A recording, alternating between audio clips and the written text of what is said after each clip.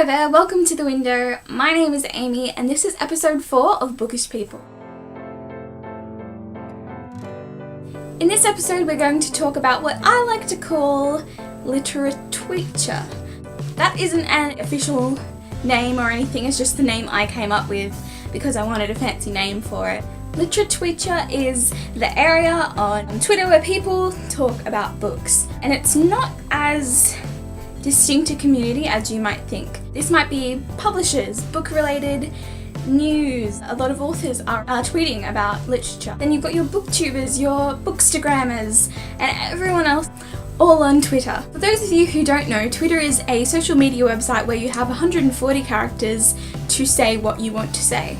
How can you get involved? Well, the main way to get involved is to just create a Twitter account and start tweeting. It's probably one of the most simple ways to get involved in a reading community, just by pretty much live tweeting your reading experience or news about books. It's very easy to get involved. Probably the most simple of the communities I'm going to be talking about in this series. What are the pros? Well, it's very quick and easy to do. It's very simple. And because there's a character limit, you don't have to say much to get your point across. You can link your other accounts on other websites to this account, so when you take a picture on Instagram and tag it with the tag Bookstagram like we talked about in the last episode, you can have that automatically upload and update your Twitter. It's a very central place where you can put all of your different communities, if you're involved in more than one, in that one place. You can follow authors, which many of them don't have other accounts, and that's the way they communicate to their readers. You can communicate with publishers. You can remain anonymous if you so desire, which is very good, or you can be as open about who you are and what you think as you like. It's very diverse in that you can make what you want of it. Another thing is you can reply to tweets, which is really good because you can add your own comments and your own opinions and share the original tweet with your audience. You can also make your account private, so only people who you approve can see your tweets. You can tweet as you go. If you're feeling something, you can see how those tweets change as you move through the book. You can tweet to the people you follow. They may not always necessarily see it, but you can tweet at authors with your opinions and feedback. You can tweet to publishers with questions and things like that. It's a very leveling community, I find. But mostly it is a very quick, easy and simple way of getting your opinions and your passions out there. So what are the cons? Well, one of the cons is that short character limit.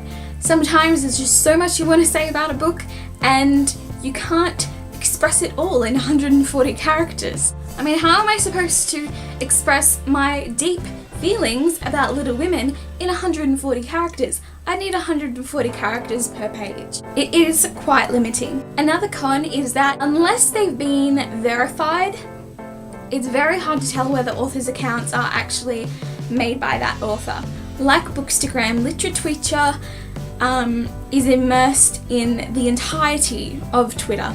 So a lot of people won't see your tweets because it'll just get lost in their feed. That's one of the reasons why it's important to use hashtags, because they're quite eye-catching and they also help other people to find your account. It's very easy to get caught in the trap of posting about what you had for breakfast. Some people may be very, very interested in that posting, and you just have to be discerning about what you post and think about what audience you're trying to reach and what is going to interest them. It's very easy for people to post things that aren't very nice.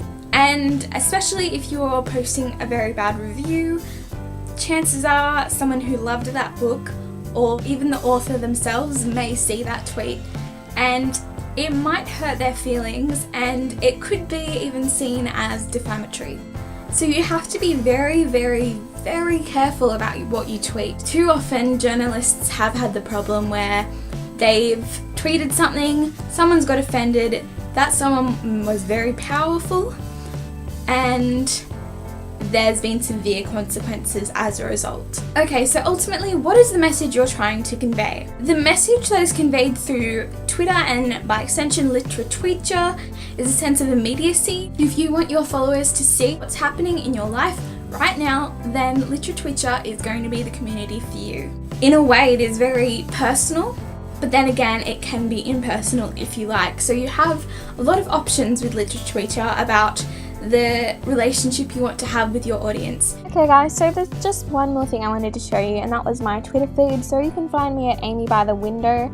I tweet about books mostly through Goodreads and about my university things, but I also do tweet about books, not as often as I probably should, but I'm still getting used to Twitter. I always post when I publish my videos as well.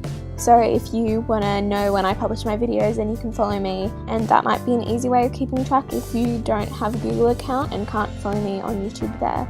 We have a publisher here, Pan Macmillan Australia, and I follow them. Here is a booktuber, so this is a woman I follow. She posts things about books, and so she links to her Goodreads, links when she posts new videos, things like that, retweets other booktubers. Kat O'Keefe is a booktuber I also follow. As you can see, it's very immediate. So that was only posted 10 minutes ago, and I can see what she's feeling right now. I hope this was helpful. I hope you enjoyed the video today. If you have any questions or comments, leave them below. The next episode will be out on Thursday. I hope you're having a very lovely day and happy reading. Bye.